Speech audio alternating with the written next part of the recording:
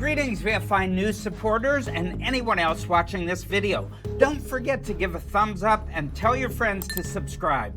The IDF is calling up another 100,000 reservists to fill out the ranks and complete the next, hopefully final, phase of the war against Hamas in the Gaza Strip.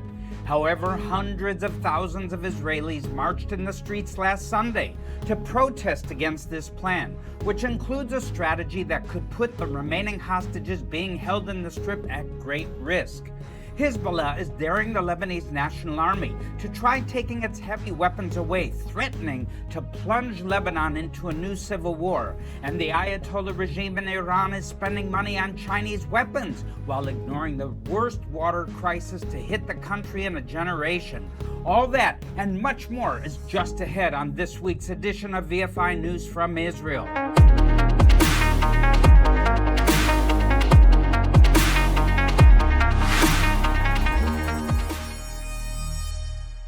Well, friends, the military operation to complete the IDF's control over the ground, at least above ground, in the Gaza Strip has begun, even as the last-ditch diplomatic efforts to avert the IDF's planned offensive continue. Nevertheless, the IDF has begun the initial phases of a large-scale ground operation to take full control of Gaza City. Clashes in neighborhoods on the outskirts of the city have already occurred, and the IDF reports inflicting heavy casualties on the Hamas gunmen they encountered. However, a word of extreme caution is in order here. This will not be a cakewalk.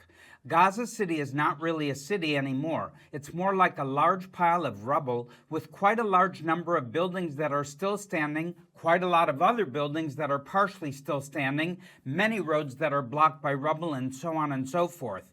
Now, if you've never served in a military combat unit, that probably doesn't mean much to you. But if you have, you understand that a city in this condition will be an absolute nightmare to operate in. It will be very difficult for troops entering these areas to know where their enemy might be hiding. It will even be more difficult for them to see booby traps and improvised explosive devices before they go off. An IDF soldier could be standing literally right in front of the entrance to a Hamas terror tunnel and not be aware of it.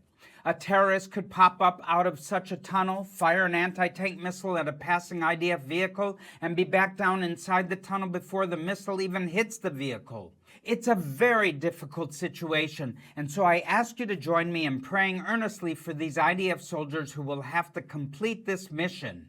Now, there are two factors which might make things even more difficult for them, and that is the civilian population of Gaza City, which Hamas will try to use as their human shield, such cowards the Hamas are, and the likely presence of the remaining Israeli hostages who were kidnapped into Gaza amidst the October 7, 2023 attacks.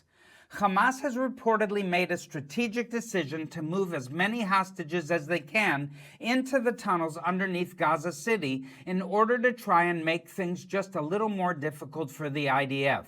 In fact, they might be hoping that this move will lead to even greater pressure being put on the government by the families of these hostages, so they can avoid the IDF offensive altogether. Pressure certainly is being put on the government, and that was on full display last Sunday when a general strike was called by several labor unions, universities, and other institutions to allow students and employees to go out into the streets and protest against the planned IDF offensive. The general message of these protests was that the government should agree to the demands being made by Hamas in order to secure the release of the hostages instead of launching yet another military offensive. Now to switch to commentary mode for a moment. I personally don't think that this would be the correct strategy, but I must tell you I also have very serious concerns about the plans to take control of Gaza City and the surrounding central camps. I've already told you some of them about how Hamas will be able to use the rubble and the destroyed buildings as cover for ambushes and booby traps. IDF casualties might be very high from this offensive, and even if they're not, the operation is estimated to require between 4 and 6 months.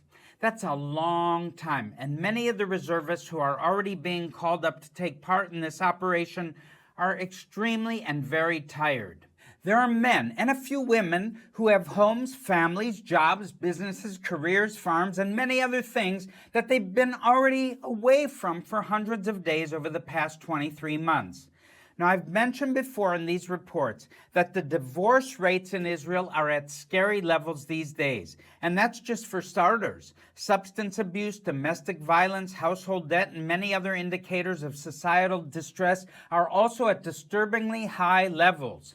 Last but certainly not least, there have been several cases of reservists taking their own lives in recent weeks as a combination of emotional distress and trauma from the things they've seen in this war, stress and pressure from work, family, etc., just proved too much to bear. The IDF is one of the world's most powerful militaries, but it's designed to have a relatively small full-time component backed up by a large reserve component that does a few days of training every month just to keep sharp so that they can be called up in large numbers in emergencies. The emergencies usually only last for a few weeks at most. Remember that the Six-Day War in 1967 lasted, well, just 6 days. The Yom Kippur War in 1973 also lasted less than a month. And most of the other conflicts Israel has fought over its nearly 80-year history were also relatively short or relatively small scale. So it has never before been necessary so many to be mobilized for so long. The system is showing very real signs of fatigue and distress, and even if Hamas agrees to release the hostages in the near future, and which allows the war to end and avoid this operation to take Gaza City, the IDF is going to be healing, rebuilding, and recovering from this war for a very long time. That's true of Israeli society more generally as well, as many communities, families, and individuals have been pushed to the breaking point by everything that's happened here since the October 7, 2023 massacre. I don't think it would be an exaggeration to say that anyone who has been here in Israel over the past 23 months will ever be the same. Now, I know I've used the words trauma and distress a lot in this week's report, but I'm afraid they're just dreadfully appropriate.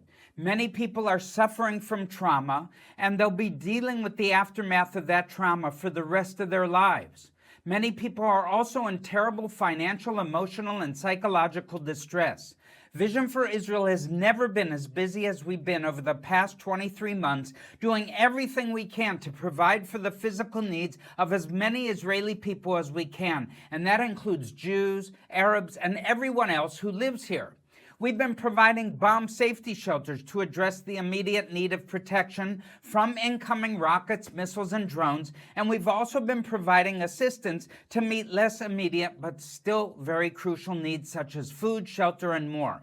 So please watch this short video about some of these humanitarian aid projects we've been running here in Israel and how you can be a part of it. Thank you.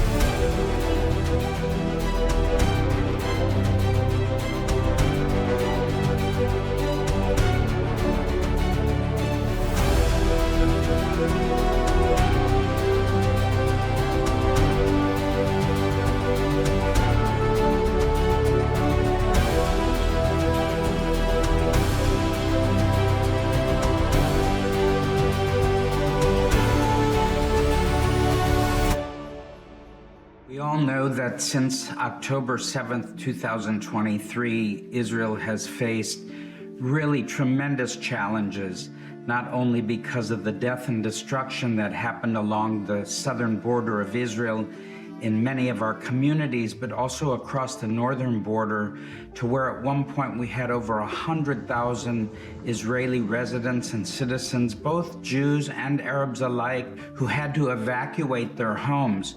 So it's been a very multi-layered challenge in order to meet the needs of the people of Israel.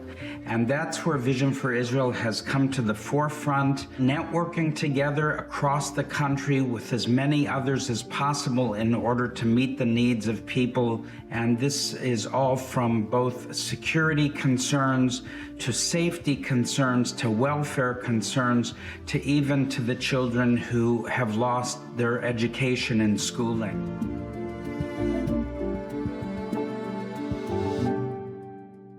Welcome back, friends. Now, before we move on, I have to stay in commentary mode and tell you about one more thing I'm very worried about regarding this plan for the IDF to move in and take control of Gaza City after first moving the 800,000 or so people who are currently living there out of harm's way.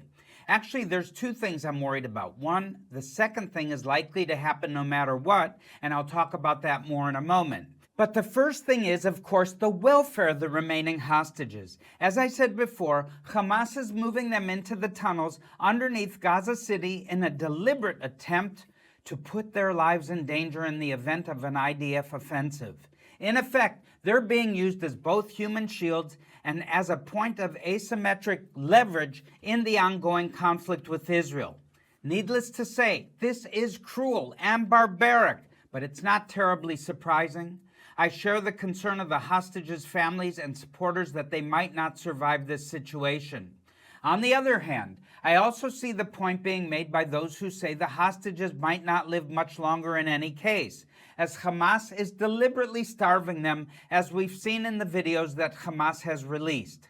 To a certain degree, it's now or never. And if these hostages have any chance of being rescued at this point, we have to make an attempt at going in and rescuing them. Also, there is another point being made that I find difficult to ignore, and that is that in a way, Hamas is holding our entire country hostage. I've already told you about how the IDF is not designed to be mobilized and in action for so long. Israeli society is under terrible pressure and so on. Hamas knows this, and because it doesn't care about the trauma and distress its own civilian population is also suffering from, its leadership feels like time is on their side. If they can keep holding out for a little longer, Israel might crack under all this pressure, and that's how they think they can emerge victorious from this mess.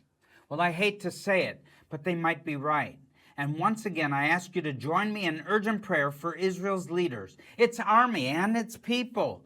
There is no one here in Israel who doesn't need prayer, and that even includes me, Barry Segal. So if you want to pray for him and for me, that would also be very appreciated. Now, Barry Segal doesn't talk about himself in the third person very often, but when he does, you can be sure it's because this situation is very, very serious. Now, staying in commentary mode for just a moment longer, I have to tell you about the last thing I'm worried about regarding this plan to take control of Gaza City, and that's the increasing torrent of condemnation and pressure that keeps coming at Israel from all over the world. The major Western powers, aside from the United States, are all threatening to recognize a Palestinian state, and that's a step that once it's taken, no matter why it was taken or what conditions might have been attached to it, it would be very difficult to undo and would cause many new problems. This week, Australia barred entry to member of Knesset Simcha Rothman, prompting Israel to expel some Australian diplomats serving at Australia's embassy in Tel Aviv. This is the kind of thing that would have been simply unthinkable just a few years ago. But there are more and more incidents like this, and it couldn't come at a worse time. Israel and Australia need each other today more than ever before in a world where a totalitarian axis, including China, Russia, Iran, and North Korea, is solidifying with various levels of support from other major powers, including Brazil, South Africa, and India, to challenge the American-led Western system. I've said it before, friends, and I'll say it once more, that I'm not worried about Israel because I know the God who has promised to protect this country, Hu shomer al Yisrael. He watches over Israel. But I have many friends in all these countries, and I worry about what will happen to them if their governments turn against Israel. That's why I tell all the Jewish people out there, it's time to come home.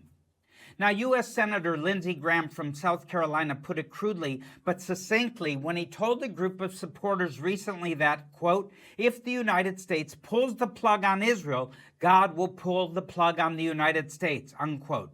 I couldn't agree more. And I think the governments of Australia, Britain, France, Spain, Portugal, Malta, and all the others who say they're ready to recognize a Palestinian state should think real long and hard about that.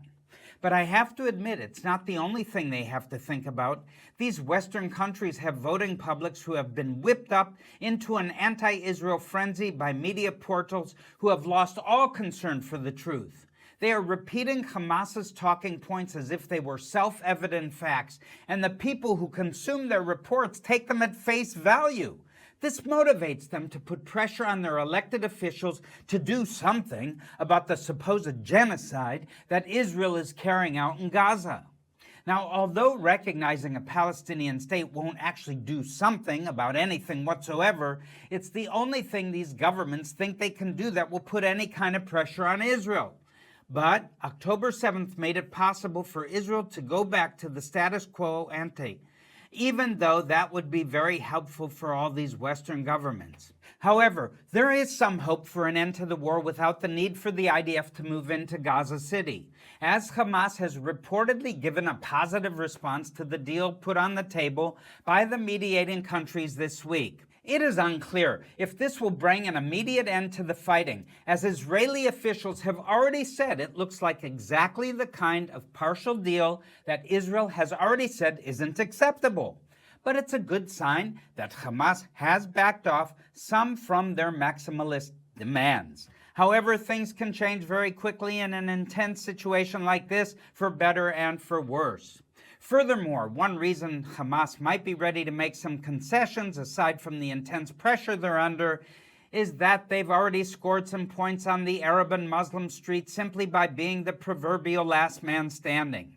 After Israel took down Hezbollah in Lebanon, and after the 12-day war with Iran, which ended in such a lopsided victory for Israel, Hamas has still not surrendered. That's worth a lot of bragging rights to them on the Arab street, and that could end up being a big problem down the road because it might inspire others to use the same tactics, including taking Israelis hostages to try and wear this country down.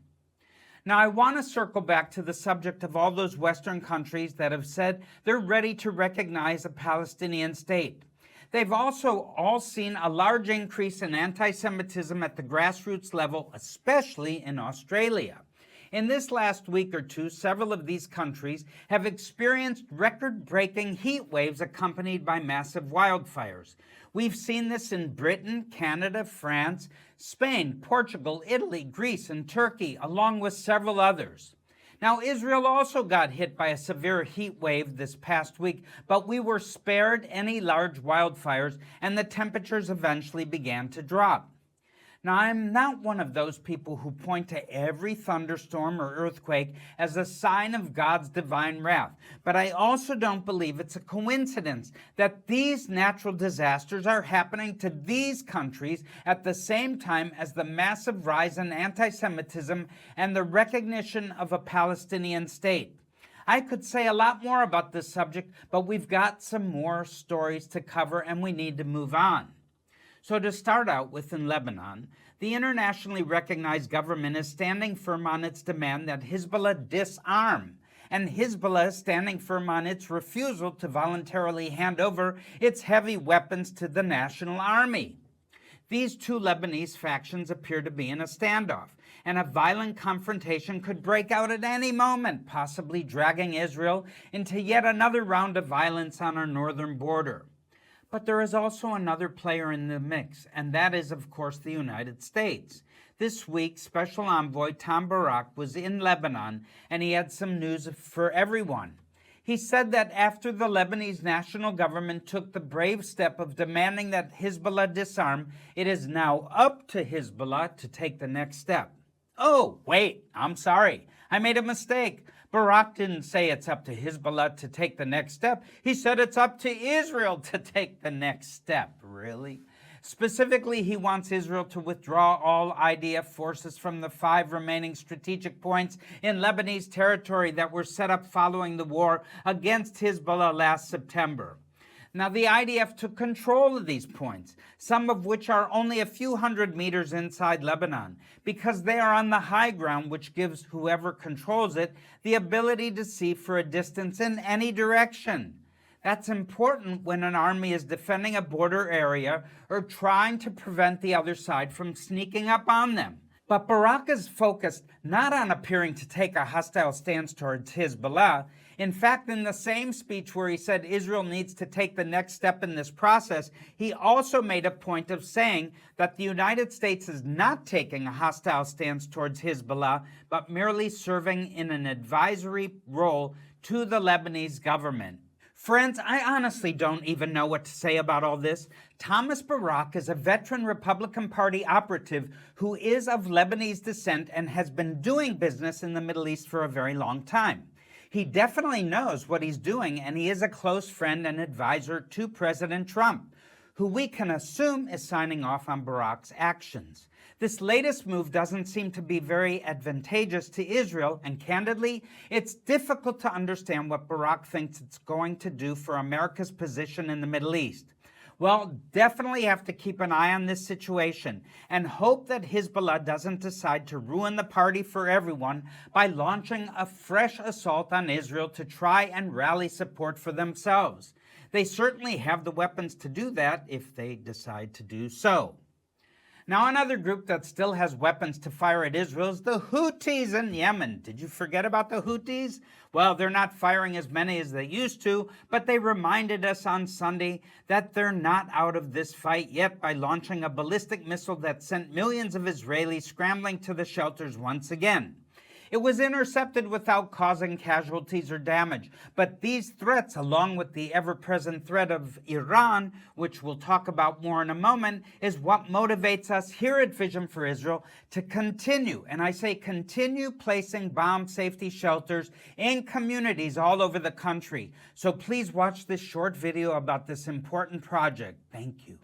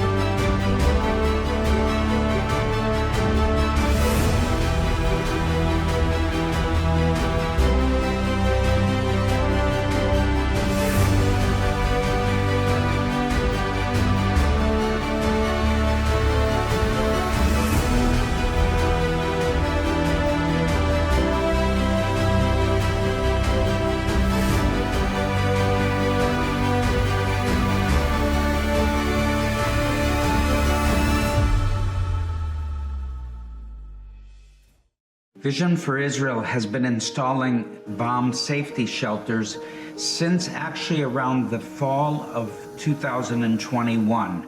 During that year, there was a barrage of rockets that came into southern Israel, particularly by the terrorist group known as Hamas, and Israel had to find a way further in order to protect its citizens, its residents across the southern part of Israel. And so we sprung into action. We felt like this was a project that we had a personal invitation to fulfill. And it's important because when these projectiles, these missiles, these rockets, whatever that is that's thrown at Israel by its enemies, there is not only the potential for somebody being killed instantly, but also there's tremendous collateral damage and people that get wounded even from shrapnel.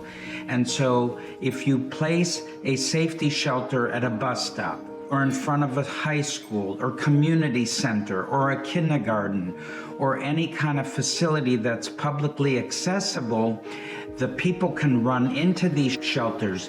The children can run and find safety in them and be protected from a rocket that lands and shrapnel is scattered, which could be mortally wounding people.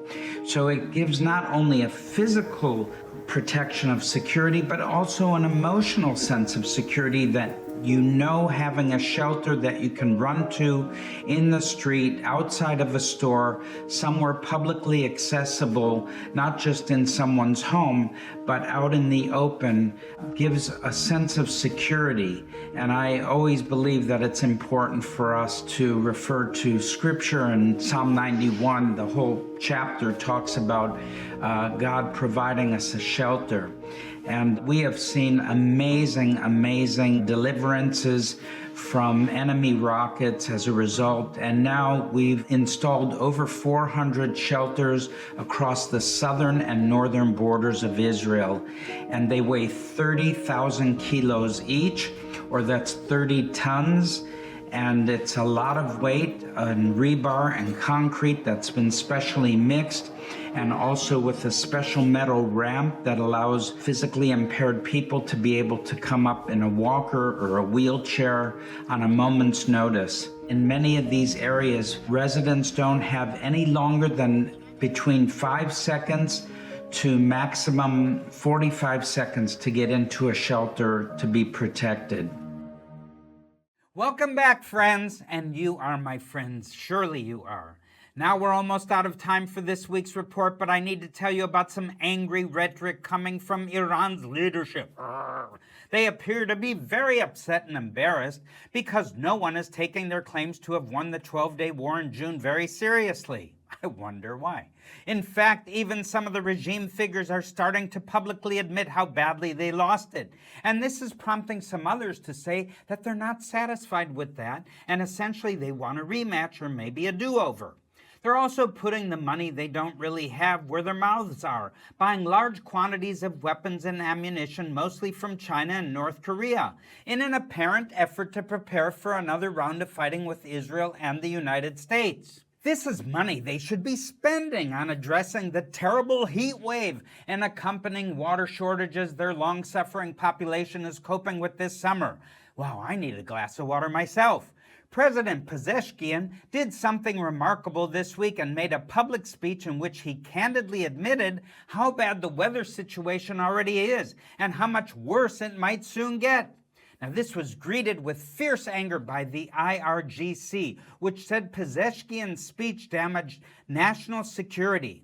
Apparently, they think the best defense against security threats is lies and deceit, and so they don't want anyone telling the truth because that's something to be afraid of. It's a very sad situation for the ordinary people of Iran, including the underground church there, who I urge you to join me in praying for. Well, we're out of time for this week's report, and I want to continue the tradition of ending with some good news. The UN, the United Nothings, is seriously considering a plan to disband UNIFIL, the temporary UN peacekeeping force in Lebanon, which has been doing absolutely nothing useful for almost 40 years now, as even the UN has run out of excuses to keep it in place.